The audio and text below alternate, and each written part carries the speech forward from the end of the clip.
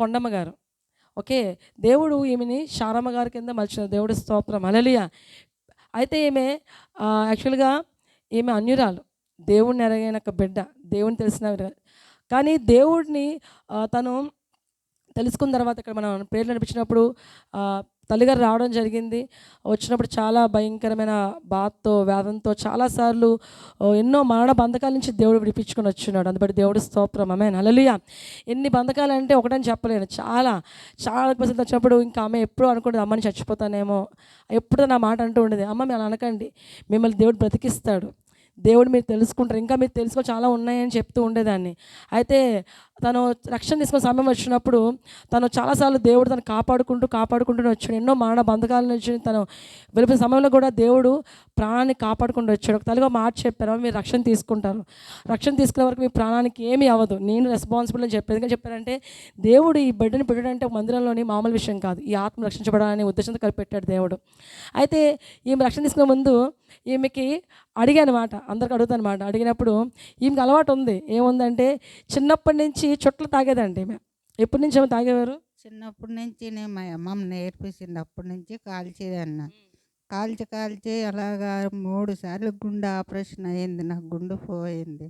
ఆ దేవుడు సాచకం మీద నాకు ఆ గుండు నిలబెట్టాడు, నన్ను ఇలా నిలబెట్టాడు ఆ దేవుడు. ఆ తర్వాత పాస్టర్ గారు కూడా సహాయం చేశారు. నన్ను చుట్ట మానినందుకు ఆ దేవుడే సాక్ష్యం, ఆ దేవుడే మానిపించాడు నాకు చుట్ట అనేది. చుట్ట లేకపోతే ఒక్క నిమిషం ఉండేదాన్ని కాదు, అంత దీనిగా ఉండేదాన్ని. 3 ఆపరేషన్లు పడినా నన్ను ఎలాగా దేవుడు తిప్పుతున్నాడు. ఆ బాబుకు వందనాలు. నన్ను చెప్పలేను, ఎక్కువగా నా ఆవేశం ఎక్కువగా వచ్చేది. ఓకేనమ్మా. దేవుడి స్తోత్రం. హల్లెలూయా.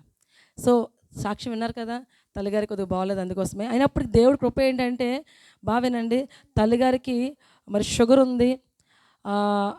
తన కాలు కూడా యాక్చువల్గా కేసులు అన్నమాట, తీసేస్తారేమో అని చెప్పి చాలా భయపడ్డారు. అప్పుడు నాకు చెప్పి, అమ్మ తీసేస్తారేమో భయపడ్డాను అన్నాను. మీ కాలుతో దేవుడు మందిరానికి వచ్చారమ్మా, ఆ కాలు దేవుడు తీయడం అని చెప్పాను. దేవుడి స్తోత్రం. హల్లెలూయా. ఎందుకంటే తల్లిగారు ఎంత బాగోపోయినా, ఎంత బలహీనంగా ఉన్నా దేవుడు మందిరాన్ని మాత్రం ఆపేవారు కాదు. అలాగా పాపం నడుచుకుంటూనే వచ్చేవారు మందిరానికి. తన ఆశ ఏంటంటే దేవుడు నన్ను బాగు చేస్తాడు అని నమ్మకంతోనే వచ్చేసారు. ఆమెకి చాలా ఆపరేషన్స్ అయ్యాయి, హార్ట్లో హోల్స్ కూడా పడి ఉన్నాయి.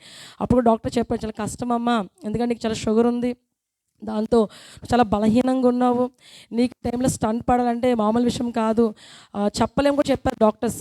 చనిపోవచ్చు చెప్పిన టైంలోని దేవుడు కృప ఎంత గొప్పదంటే నేను అడిగాను ఏసైకి, ప్రభువా తల్లికి రక్షణ ఇచ్చావు, నీకు వందనాలు, ఆ తల్లి ఎలాగైనా సరే మరి కొత్త మందిరంలో అడుగు పెట్టాలి ప్రభువా, ఆ తల్లి చూడడానికి తల్లి ముందు నుంచి ఉంది అన్నప్పుడు నిజంగా దేవుడు గొప్ప కృప ఏంటంటే ఆప్షన్ టైంలో కూడా దేవుడు సహాయం చేసి ఆప్షన్ అంతా కూడా దేవుడు గొప్ప కృప చూపాడు. దేవుడు స్తోత్రం. ఆమేన్. హల్లెలూయా. ఎన్నో ప్రమాదాల నుంచి, మరణ బంధకాల నుంచి ఆమెను లేవనెత్తుకుంటూ దేవుడు వచ్చున్నాడు. ముఖ్యంగా తల్లి చెప్పారు కదా అక్కడ చుట్ట కొరకు, చిన్నప్పటి నుంచి అలవాటు ఉందంట చుట్ట, అవి తాగేవారండి ఎక్కువ. అయితే అమ్మకి చెప్పాను, అమ్మ రక్షణ తీసుకోబోతున్నారు, చుట్ట అన్నీ మానేయాలంటే నా వల్ల కాదమ్మా, నేను మానలేనమ్మా, చుట్ట తాగకుండా ఉండలేనమ్మా అన్నారు. అయితే చుట్ట తాగకుండా ఉండలేకపోతే దేవుడి మీద ఉండరమ్మా అంటే, అమ్మ అయితే ఎలాగమ్మా అంటే, ప్రార్థన చేసుకోండి, మేము ప్రార్థన చేస్తాము, కానీ మీకు మనసుకు అనిపించాలి నా దేవుడికి ఒక నేను చుట్ట మానేస్తాను, మీకు అనిపించాలమ్మా అంటే, అలాగే అమ్మ చెప్పి చేస్తున్నారన్నమాట. నిజంగా దేవుని కృప ఏంటంటే ఆమె అలా ప్రార్థన చేస్తున్నారు, మేము చేసాము, ఆమె తర్వాత చుట్ట మార్చిన తనకు రక్షణ ఇవ్వడం జరిగిందండి. దేవుడి స్తోత్రం. ఆమేన్. హల్లెలూయా. ఎందుకు ఈ మాట నేను చెప్తున్నా అంటే ప్రతి వ్యసనం నుంచి విడిపించేవాడు యేసుప్రభువు వారు మాత్రమే. ఆమేన్. హల్లెలూయా. ఆ వ్యసనం తను విడిపించి, తను ప్రతి దాని నుంచి తను విడిపించి ఈరోజు ఎన్నో బంధకాలు, ఎన్నో అనారోగ్య సమస్యలు వచ్చినప్పుడు కూడా తన దేవుడు సజీవ లెక్కలో ఉంచాడంటే దేవుని కృప బట్టి మాత్రమే. యేసుకే మహిమ కలుగును గాక. హల్లెలూయా. ఆమె సాక్ష్యం ఎంత గొప్పదంటే, నేను మొన్న పాతూరు వెళ్ళానమాట. పాతూరు ఒకరు ఇల్లు కన్స్ట్రక్షన్ చేస్తారని చెప్పి పునాదులు వేస్తారని చెప్పి పిలిచారన్నమాట. పిలిచి అమ్మ ఒకసారి ప్రే చేయండి, మేము స్టార్ట్ చేస్తున్నామంటే నేను వెళ్ళాను ప్రే చేయడానికి తెల్లవారు సమయంలో.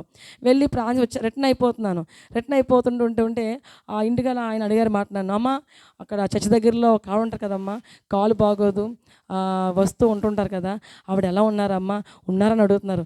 సజీవులు ఎక్కడ ఉన్నారని చెప్పాను. దేవుడి స్తోత్రం. హల్లెలూయా. ఎందుకంటే ఆమె ఒకసారి మరి శారమ్మ చాలా స్థితిలో నుంచి బయటకు వెళ్ళేటప్పుడు చాలా హాస్పిటల్ తిన్నప్పుడు ఆయన చూశారంట.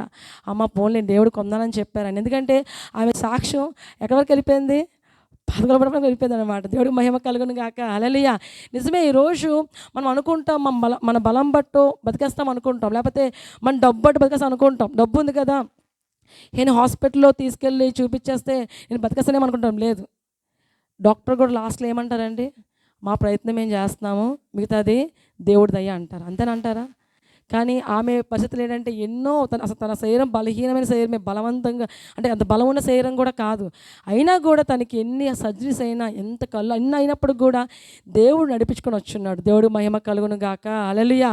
ఒకటే, దేవుడి కృప చాలా గొప్పది. ఆమె కూడా విశ్వాసం ఏంటంటే ప్రతిసారి ప్రేయర్ ఆయిల్ అనేది ఏం బాగోపోయినా దేవుడి వాటర్ ప్రేయర్ రాసుకుంటుంది, తగ్గిపోతుంది నమ్మకంతో. ఏ సమయంలో అయినా సరే ఫోన్ చేస్తారు నాకు, అమ్మ నాకు ఇది బాగోలేదు, నాకు అది బాగోలేదు, నాకు అన్నీ ప్రేయర్ చేయమ్మా. నమ్మకం ఏంటంటే ప్రాణం చేసి తగ్గుతుంది నమ్మకం.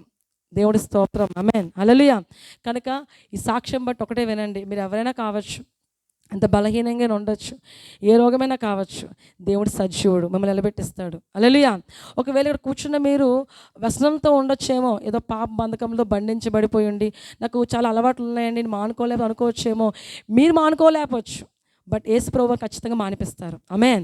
ఎప్పుడైతే మీరు ఖచ్చితంగా ప్రభువు నాకు ఈ బలహీనత ఉంది, నేను మానుకోలేకపోతున్నాను, నేను ఎవరికి చెప్పుకోలేకపోతున్నాను అనుకుంటాను నేను, కానీ చెప్పుకోలేకపోతున్నా ప్రభు అంటే ఒకసారి ప్రభుకి అడగండి, ప్రభువా నేను నాకు ఈ బలహీనత ఉంది ప్రభు, అదే బలహీనతనే కావచ్చు, దేవుడు ఖచ్చితంగా మనం విడిపిస్తాడు. దేవుడు స్తోత్రం. ఆమేన్. హల్లెలూయా. ఈ సాక్షిని బట్టి యేసుకే మహిమ కలుగును గాక. ఆమేన్. హల్లెలూయా.